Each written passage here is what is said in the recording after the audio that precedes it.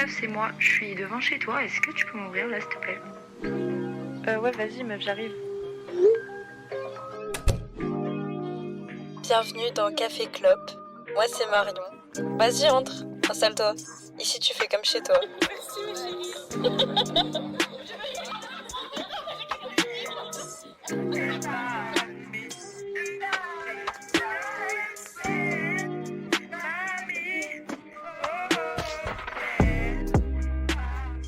Salut à toi, bienvenue dans ce nouvel épisode de Café Clope. J'espère que tu vas bien.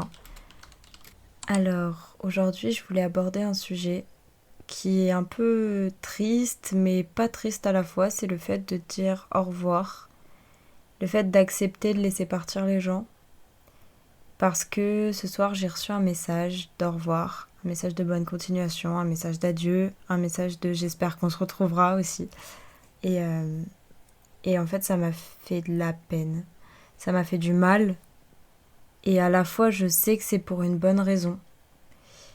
Et je pense que ça me ferait du bien d'en faire un podcast. Voilà, je parle à cœur ouvert dans ce podcast. J'ai absolument aucune note non plus. Et j'essaye même pas tant que ça de transmettre un conseil, mais seulement ma façon de voir les choses. Alors moi, j'ai toujours eu peur de l'abandon. J'ai cette peur-là depuis que je suis toute petite, cette peur d'être laissée, cette peur de pas en valoir la peine qu'on reste. Et donc pour moi, dire au revoir, ça a toujours été quelque chose d'extrêmement douloureux, mais vraiment. En fait, dans ma vie, j'ai souvent préféré être dans des histoires compliquées ou avec des personnes qui m'aiment pas plutôt que d'être seule. J'ai toujours eu ce rapport à la solitude très très très très très difficile où même si aujourd'hui j'adore être seule et vraiment les moments que je passe seule c'est des bons moments, ça a vraiment pas toujours été le cas et pendant par exemple tout mon collège je me détestais. Donc être seule avec moi c'était horrible, c'était littéralement un calvaire et j'essayais de fuir avec mon téléphone, enfin avec plein d'autres choses mais je passais jamais un bon moment quand j'étais seule avec moi, je passais juste mon temps à me détester, à me répéter que je valais rien. Et donc bref, j'ai toujours eu très peur de la solitude, que ce soit parce que du coup j'aimais pas ma compagnie, ou que ce soit parce que ça me renvoyait au fait qu'en fait, enfin on m'a toujours appris que si j'étais seule c'est que j'avais pas de valeur, et c'est que je resterais seule et que je méritais pas l'amour.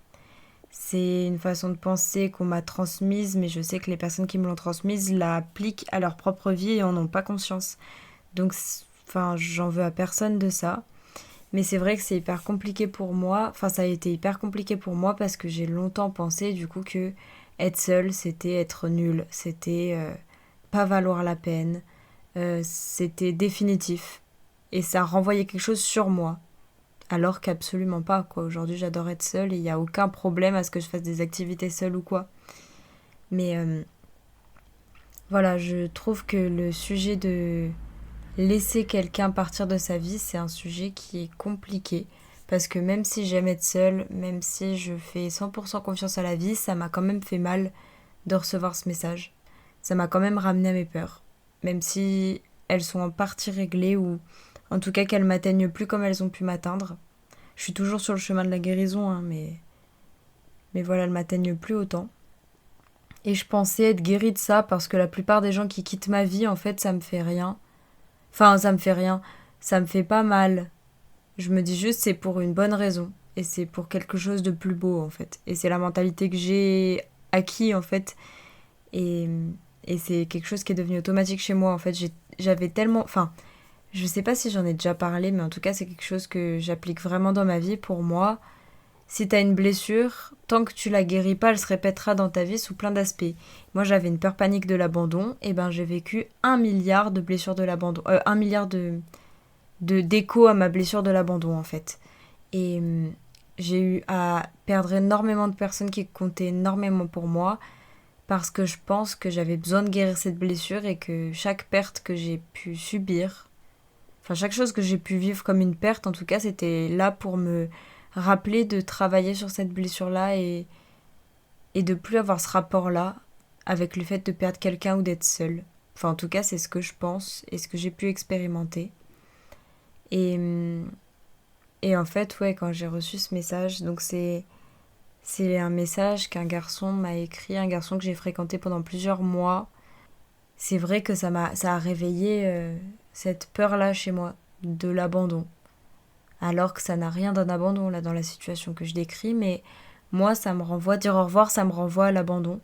Parce que pour moi, dire au revoir, c'est que l'autre arrête de se battre. Alors que ce garçon, il s'est énormément battu. Enfin, je lui souhaite pas de continuer à se battre. Je veux dire, c'est pas son rôle.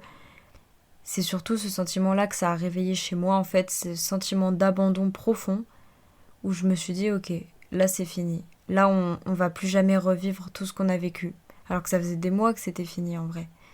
Mais ouais, c'est dire au revoir à beaucoup de choses et à se dire que on sera plus jamais seuls ensemble. Parce qu'avec lui, c'était vachement ça. C'est qu'on était deux personnes qui se sentaient extrêmement seules, qui étaient extrêmement seules dans leur vie.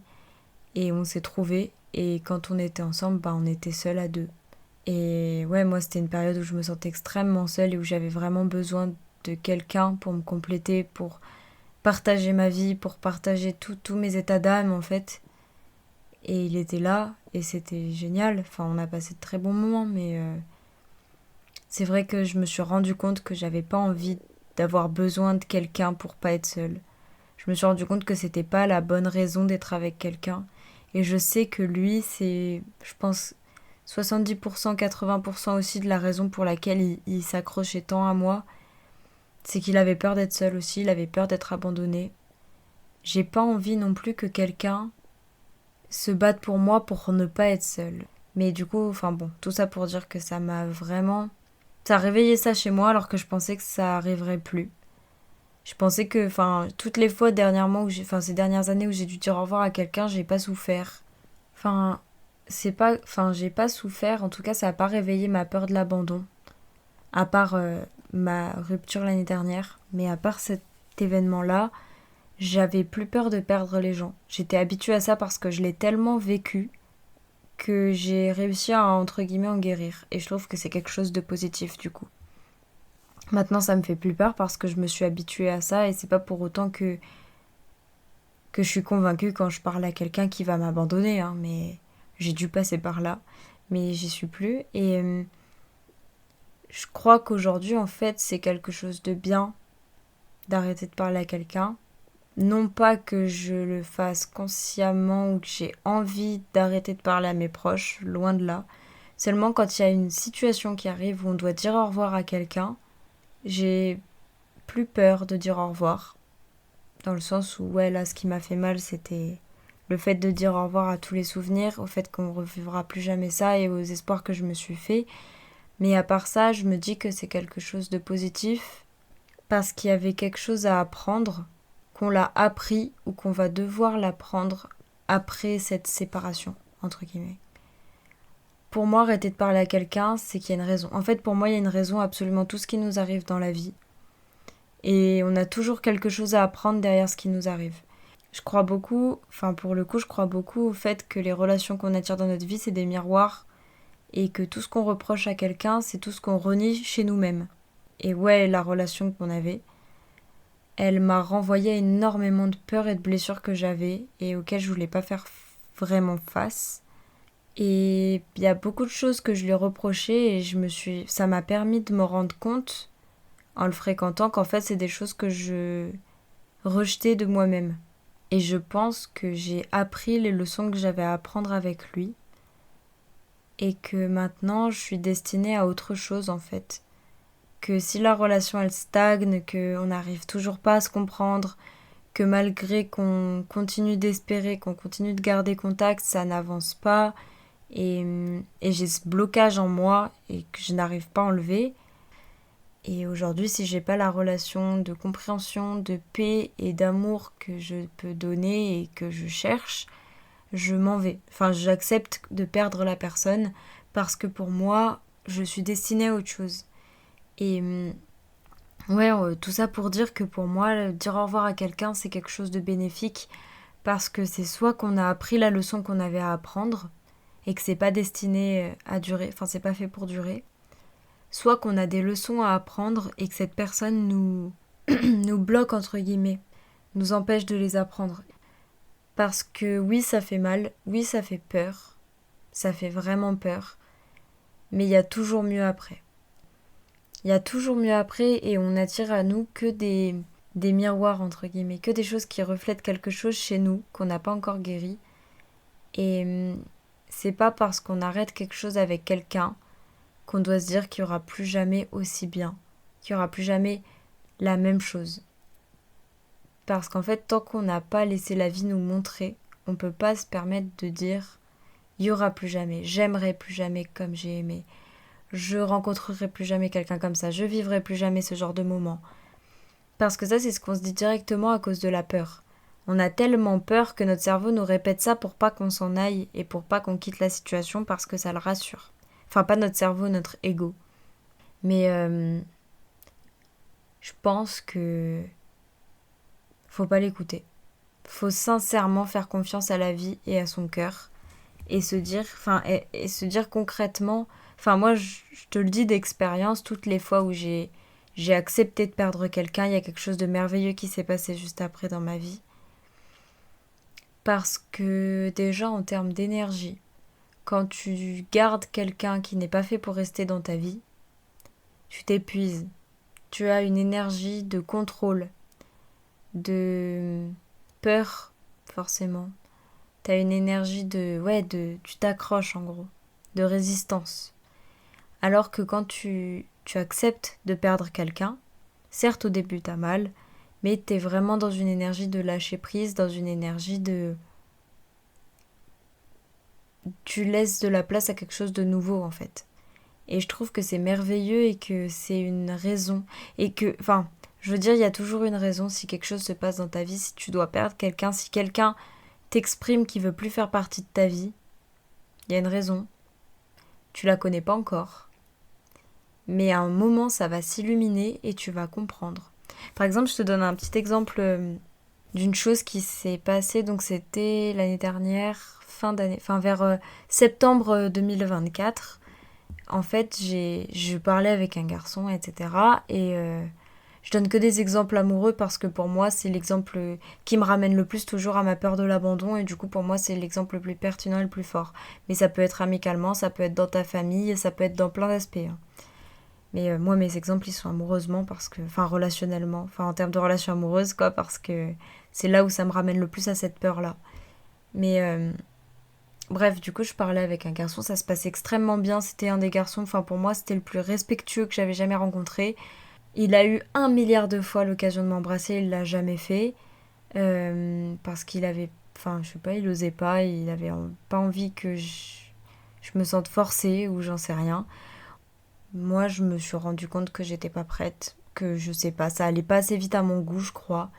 C'est une raison absolument étrange pour moi parce que ça va jamais pas assez vite. Je sais pas comment expliquer, mais par exemple pour la Marion d'aujourd'hui, ce serait bien en fait la relation que j'avais avec lui et ça m'aurait absolument pas gêné que ça aille doucement. Mais à l'époque, surtout que c'est quelque chose qui me ressemble pas. Je suis pas du genre à quitter quelque chose qui me convient juste parce que ça va pas assez vite, mais vraiment pas. Et du coup, c'est pour ça que ça me semblait étrange comme motif pour se dire au revoir, quoi. Mais je me suis fait confiance. Je me suis dit, écoute, si t'as envie d'arrêter, tu arrêtes, tu te fais confiance. Je savais que j'étais pas spécialement bien dans ma vie et que c'était pas la bonne décision de continuer à lui parler. Et ça c'est venu peu de temps après et pendant longtemps j'y ai pensé et je me suis dit c'est vraiment dommage. C'est vraiment dommage qu'on ait arrêté de se parler pour ça. Parce qu'en soi c'était magique, c'était trop bien quoi, on avait une super relation. On s'entendait super bien et puis il était vraiment respectueux et je me suis dit dans tous les cas, les personnes quittent ta vie pour une raison. Je suis restée sur ça et je me suis dit même si aujourd'hui je comprends pas, il y avait sûrement une raison. Enfin bref, le temps passe et en fait j'allais sur Insta et je vois un message dans mes demandes d'une fille qui me dit salut et tout, je voulais savoir est-ce que t'as bien fréquenté ce garçon en question de telle période à telle période et est-ce qu'il a été violent avec toi? Et elle m'explique, elle me dit qu'en fait juste après qu'il ait parlé avec moi, il est sorti avec elle. Et au début tout se passait bien et puis en fait avec elle il s'est retrouvé, c'était un vrai pervers narcissique pour le coup, il avait littéralement les mêmes techniques de manipulation, le chantage, le mensonge pour coucher avec elle, les menaces, les insultes, alors que de prime abord pendant le je sais pas, 2-3 mois de leur relation au début, c'était magique. Enfin, pendant 2-3 mois, il a été hyper respectueux, génial. Enfin, comme avec moi, quoi, finalement. Et après ça, je me suis dit, waouh, mais waouh, heureusement que toutes ces fois... Enfin, déjà, heureusement que j'ai arrêté de lui parler. Même si à l'époque, je comprenais même pas pourquoi je faisais ça, heureusement que je me suis écoutée. Ensuite, heureusement que toutes les fois où j'y ai repensé, je lui ai pas envoyé de message et que je me suis simplement dit, bon, c'est la vie. Et je me dis, heureusement, en fait, je me suis sauvé la vie sans le savoir. Enfin, j'aurais pu vivre une relation atroce avec un mec comme ça. Et apparemment aussi, il avait été violent physiquement avec elle. Donc, enfin, bref, c'est... Je me dis, mais heureusement que je me suis écoutée. Et en fait, il y avait vraiment une raison à ce qu'on arrête de se parler.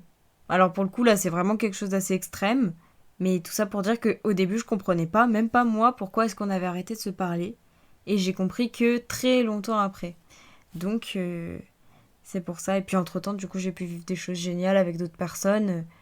Enfin, voilà, quoi. Je veux dire, il s'est passé plein de belles choses dans ma vie depuis. Et du coup, il y avait vraiment une bonne raison à ce que j'arrête de lui parler, même s'il n'y avait aucune raison apparente. Mais voilà, bref, j'ai énormément parlé. Mais je trouvais que, ouais, c'était cool de faire part de ma vision sur le fait de laisser partir les gens. Je sais que c'est quelque chose qui est très très difficile, quelque chose qui te ramène à des peurs très profondes et que justement il faut plus que tu passes ton temps à te questionner sur ces peurs-là et pourquoi est-ce que ça t'impacte autant, plutôt que d'accepter des relations moyennes ou des relations qui te conviennent pas par peur d'être seul. Voilà, pour moi il faut laisser partir les gens. Il faut accepter de devoir dire au revoir aux gens. Et je te dis pas de pas te battre pour les gens qui en valent la peine, mais simplement que des fois il vaut mieux accepter et que... Ouais, c'est mieux d'accepter que de subir en tout cas.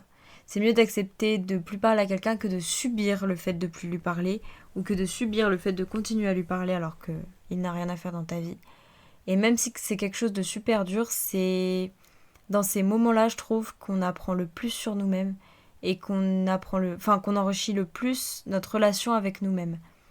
C'est toujours après les ruptures qu'on revit et que on prend du temps pour nous et que on sort avec nos copines et qu'on s'amuse et que on aime la vie en fait. C'est toujours après les ruptures alors que je pense que pour moi c'est pas nécessaire.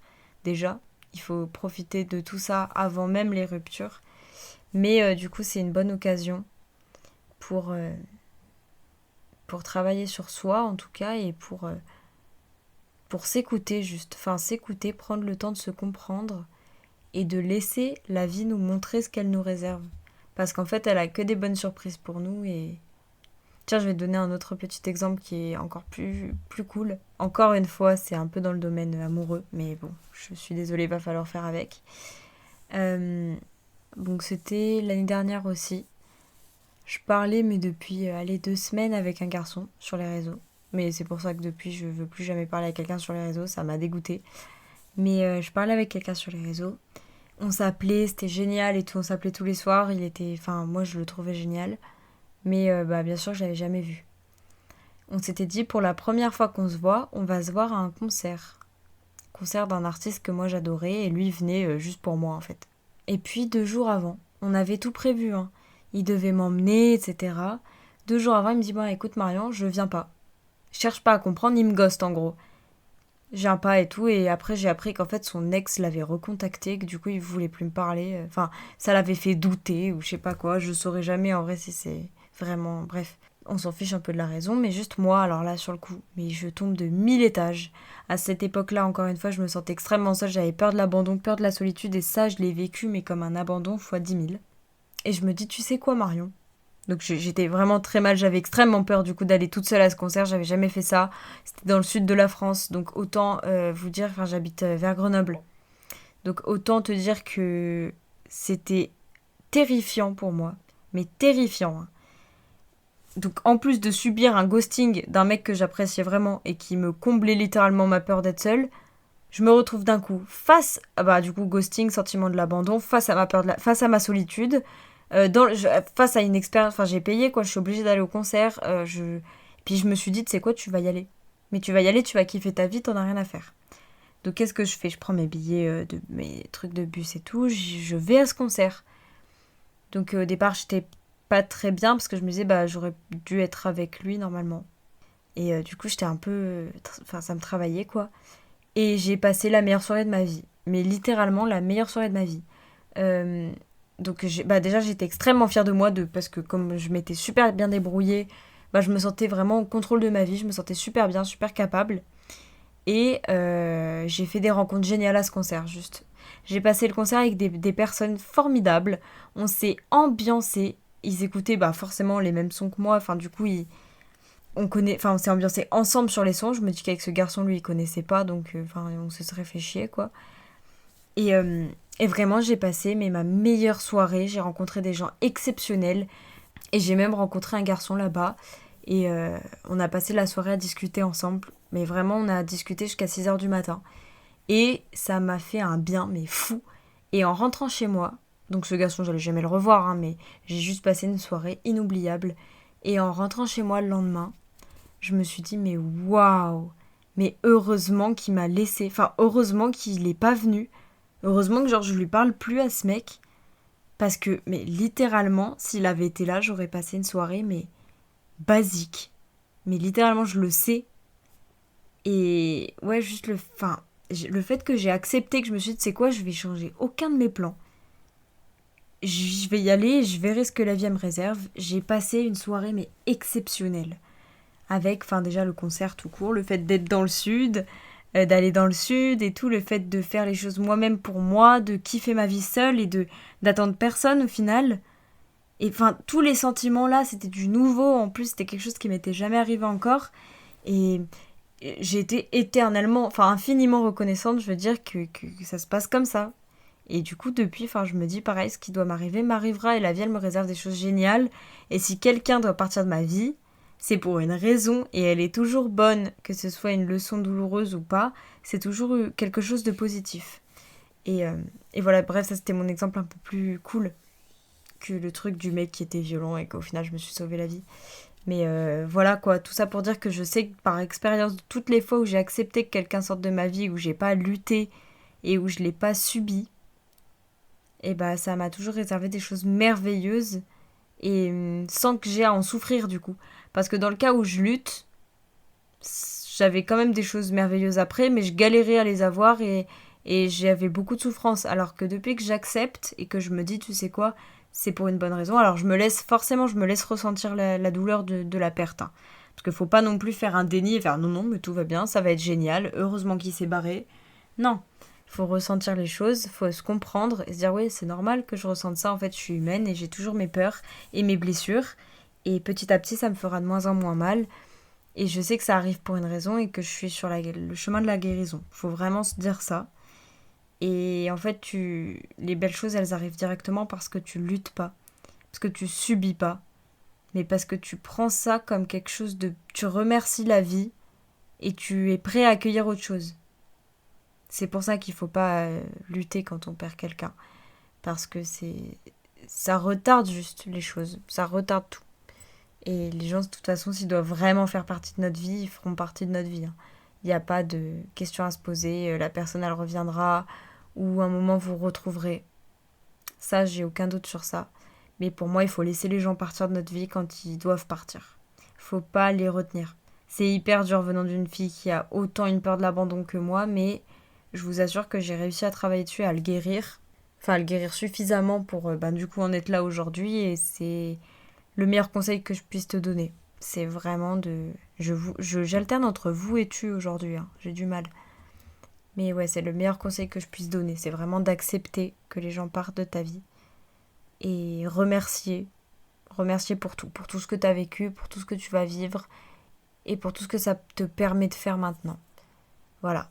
J'espère que ce petit podcast il t'a aidé, ou en tout cas que ça a été agréable pour toi de l'écouter.